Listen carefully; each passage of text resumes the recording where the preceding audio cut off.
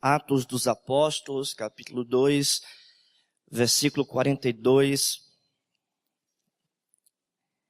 que diz assim a palavra de Deus: e perseveravam na doutrina dos apóstolos. E perseveravam na doutrina dos apóstolos. Vamos orar? Senhor Deus, amado Pai, nós te suplicamos nesse momento que o Senhor possa falar aos nossos corações por intermédio da Tua palavra. Ó Deus, que nessa meditação, aqui na escola bíblica dominical, que o Teu Espírito Santo use a palavra do Senhor e aplique essas palavras aos nossos corações. Nós pedimos isso em nome de Jesus. Amém. Talvez você já tenha ouvido algo comum sobre a doutrina. Alguma objeção comum em relação à doutrina. Talvez você já tenha ouvido alguém falar o seguinte: a doutrina não é espiritual. É irrelevante. Provoca divisões. A doutrina é enfadonha. Talvez você já tenha escutado isso em algum momento. No entanto, meus irmãos, a doutrina, ela não tem alternativa. A doutrina, ela é inevitável. Porque todo aquele que crê em algo sustenta uma doutrina. E a doutrina nada mais é que o ensino de certa crença, daquilo que você acredita. Portanto, em cada cultura, em cada povo, cada ensinamento se baseia em uma doutrina, e isso é inevitável. Até aquelas pessoas que dizem, eu não acredito em nada, e eu não gosto de doutrina nenhuma, elas também estão sustentando uma doutrina. O niilismo, por exemplo, a doutrina daqueles que dizem que não acreditam em nada. Então, de fato, a doutrina é inevitável. Mas a pergunta é, qual é a sua doutrina? Será que a sua doutrina é boa, é saudável? Será que aquilo que você crê e sustenta é algo bom? Será que é algo cristão ou não? Ou será que é ruim, prejudicial?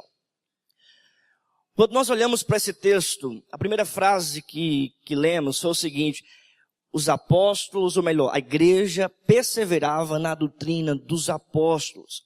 Essa palavra doutrina, ela vem do grego didaquê, que quer dizer exatamente isso, ensino dos apóstolos, ou palavra, pregação, comunicação dos apóstolos. E a igreja primitiva, a igreja que recebeu o Espírito Santo no dia de Pentecostes, essa igreja cheia do Espírito Santo, diz o historiador Lucas, que ela perseverava na doutrina. E eu gostaria de meditar com os irmãos nessa noite o valor da doutrina para a igreja. É a verdade na prática. Por que a doutrina tem tão grande valor para a igreja do Senhor? Em primeiro lugar, porque a doutrina nos comunica a verdadeira identidade de Deus. A doutrina tem valor para a igreja porque a doutrina nos comunica a verdadeira identidade de Deus. A igreja perseverava na doutrina dos apóstolos. E foram os apóstolos e também o próprio Senhor Jesus que comunicou a verdade de quem é Deus e o que Ele está fazendo através de Cristo. O próprio apóstolo João, registrando o 4º evangelho, falando do que Cristo falou, ele disse em João capítulo 4, versículo 24, Deus é espírito e importa que seus adoradores o adorem em espírito e em verdade. O apóstolo João, em certa vez, falou também, Deus é luz e não há nele treva nenhuma. Ou seja, Deus é espírito, Deus ele também é santo, Deus ele é luz, ele não comunga com o pecado, não comunga com as trevas. É muito importante entendermos quem é Deus. Porque só de fato, entendendo isso, nós vamos prestar um culto verdadeiro ao nosso Deus. Tem um grande teólogo que diz o seguinte: a falta de conhecimento adequado do Deus revelado nas Escrituras gera um culto repleto de anseios idólatras que não agrada o Senhor. Sabe por que é importante a doutrina? Porque por meio da doutrina, por meio da palavra, por meio dos ensinos dos apóstolos, nós vamos compreender de fato quem é Deus. Só assim nós vamos prestar um culto agradável a Deus. Como você quer adorar a Deus se você não conhece a Deus? Conhecendo a Deus, sabendo quem Ele é e o que Ele deseja de você, desta forma você vai cultuar a Deus de forma agradável ao Senhor. A doutrina é importante em segundo lugar, porque a doutrina revela o nosso genuíno estado em Cristo. Porque a doutrina revela o nosso genuíno estado em Cristo. Quando mais nos aproximamos da doutrina e da palavra, de fato mais nós sabemos ao nosso respeito. É a palavra que diz a nossa identidade. Deus sabe mais sobre nós do que nós mesmos. Os apóstolos, irmãos, revelaram sobre a nossa condição. E eles mesmos disseram que nós somos pecadores. O apóstolo João, o apóstolo Paulo. No livro de 1 João, capítulo 1, versículo 8, diz: se dissemos que não temos pecado nenhum, a nós mesmos nos enganamos e a verdade não está em nós. Nós somos pecadores, esse é o nosso estado. O apóstolo Paulo, ele diz em Romanos, capítulo 18, ele diz, aliás, em Romanos, capítulo 5, ele diz: porque eu sei que em mim, isto é, na minha carne, não habita bem nenhum. Desventurado homem que sou, quem me livrará do corpo desta morte? Em 1 Coríntios, capítulo 5, versículo 17, o apóstolo Paulo diz também: e assim, se alguém está em Cristo, é nova criatura, as coisas antigas já passaram, eis que se fizeram novas. Ou seja, a doutrina revela o nosso estado de pecador, o nosso estado de carência da misericórdia e da graça de Deus, mas também a doutrina dos apóstolos revela a nossa condição em Cristo. Somos uma nova criatura, você é uma nova criatura em Cristo Jesus. Embora você seja ainda uma pessoa pecadora, onde a sua carne é inclinada a fazer o que é mal, no entanto, em você habita o Espírito Santo. E é como o apóstolo Paulo diz, que a carne milita contra o Espírito e o Espírito contra a carne, mas nós devemos andar no Espírito Santo. É por meio da doutrina que de fato nós reconhecemos quem nós somos. Qual a importância da doutrina para a igreja em terceiro lugar? A doutrina traz os pecadores de volta à razão. A doutrina traz pecadores de volta à razão. O apóstolo Paulo disse em Efésios capítulo 2, versículo 1, ele vos deu vida, estando vós mortos em vossos delitos e pecado. Certo estudioso da palavra de Deus, comentando esse texto, ele diz: assim como a palavra é viva, a doutrina desperta os que andam como sonâmbulos pela vida, para que enxerguem o que realmente está acontecendo. Na verdade, a palavra, a doutrina, é como se fosse um tapa na cara daquelas pessoas que estão adormecidas, espiritualmente adormecidas. É como se estivesse saculejando alguém, dizendo: acorde, tenha razão, tenha conhecimento. A doutrina traz de volta a razão para pecadores. Quando nós olhamos, irmãos, para o Novo Testamento, a cultura que prevalecia na época em que o Novo Testamento foi escrito era a cultura grega. Até porque o Novo Testamento foi escrito em grego. E para os gregos, luz simbolizava razão, conhecimento e entendimento. O apóstolo Paulo, escrevendo sua carta para uma comunidade totalmente inserida na cultura grega, ele diz o seguinte, 2 Coríntios capítulo 4, versículo 6.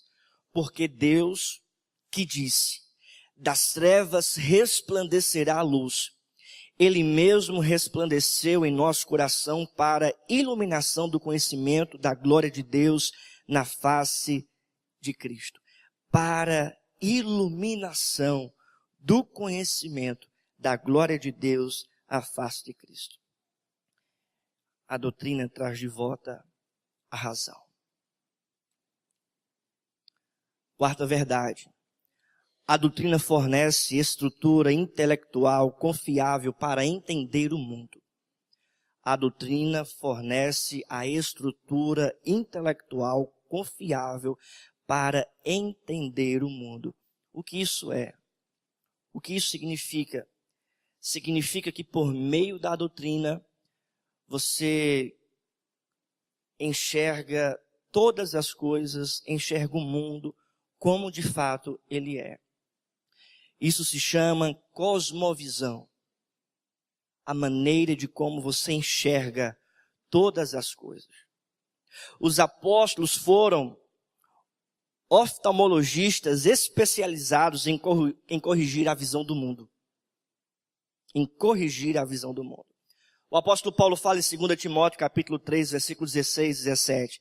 Toda a escritura é inspirada por Deus e útil para o ensino, para a repreensão, para a correção, para a educação na justiça, a fim de que o homem de Deus seja perfeito e perfeitamente habilitado para toda boa obra. Ou seja, a escritura, a doutrina, a palavra, ela é eficaz para promover em você uma visão certa sobre todas as coisas que existem nesse mundo. Ela é útil, ela é eficaz. É por meio da doutrina que a gente deve enxergar todas as coisas. Essa deve ser a nossa cosmovisão, a nossa lente, o nosso óculos, a nossa ótica para ver todas as coisas. Talvez você possa ter aí uma cosmovisão humanista, antropocêntrica. Talvez alguém está conversando com você, talvez falando sobre o aborto e você diz, não, isso é errado, isso não é certo, vai matar um inocente. Talvez você diga isso e alguém diga, isso é uma visão religiosa. Tira a religião disso porque isso é caso de saúde pública. Mas na verdade, quando ele diz essa afirmação, o que gera nele essa afirmação e essa conduta, a cosmovisão dele é uma cosmovisão antropocêntrica, humanista. E a sua cosmovisão é uma cosmovisão cristã, bíblica. Por que será que a religião, ou a crença, ou a cosmovisão dele vale mais do que a nossa, ou do que a sua? Por ser cristã, por ser bíblica. Quinta verdade, a doutrina instrui a cabeça, orienta o coração e dirige as mãos. Interessante que é por meio da palavra, é por meio da doutrina que nós realizamos a vontade de Deus. É ela que instrui as nossas mãos. É a doutrina, irmãos, que orienta a nossa conduta. É a doutrina que orienta os nossos atos. Os valores que existem dentro de nós, que estão intrínsecos dentro de nós, a doutrina que está dentro de nós, é ela que vai conduzir a tua atitude, a tua forma de viver.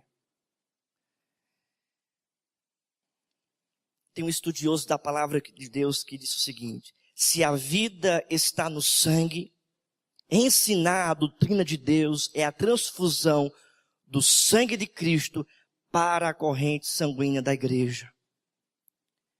É como se Cristo estivesse nutrindo, alimentando a sua igreja, para que a sua igreja possa se parecer mais com Cristo. C.S. Lewis falou algo semelhante sobre isso. Ele diz: cada cristão deve se tornar um pequeno Cristo. O propósito final em se tornar um cristão é nada mais do que isto. E isso somente acontece por meio da doutrina. Em sexto lugar, qual o valor da doutrina para a igreja? A doutrina orienta a igreja no caminho da sabedoria, da piedade e da verdadeira prosperidade. Ou seja, é por meio da doutrina que nós vamos chegar à maturidade cristã. É por meio da palavra que a gente vai crescer na fé.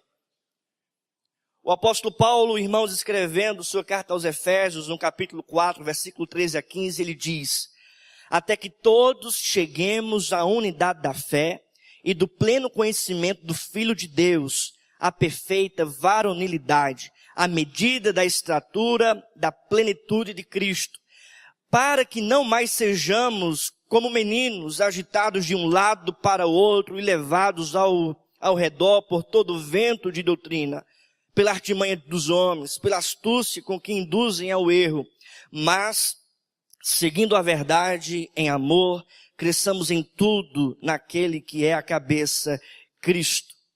A doutrina é muito importante, é necessário para a vida da igreja, porque é por meio dela, certo, que nós vamos amadurecer, que a nossa fé vai crescer e nós não seremos levados de um lado para outro como meninos, de uma doutrina para outra como crianças.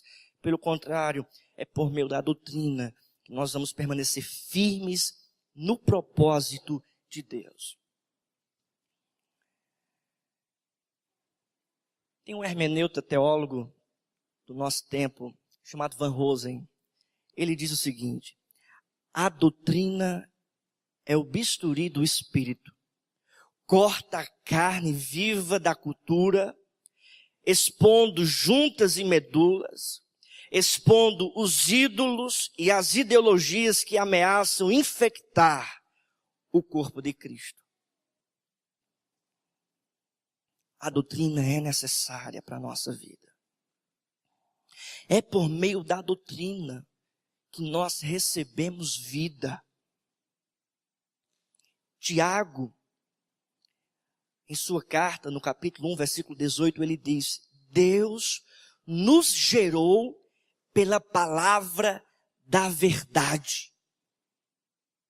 Doutrina, palavra da verdade. É por meio da palavra, irmãos. É por meio da doutrina que nós recebemos vida. E a cada dia, Deus nutre essa vida no nosso coração. Alimenta essa vida por meio da doutrina no nosso coração. Sabe o que segura o crente na igreja? É a palavra. É a doutrina. Recentemente foi divulgado em um blog bastante confiável por que os jovens, principalmente nesse período da vida, os jovens saem da igreja e abandonam a sua fé.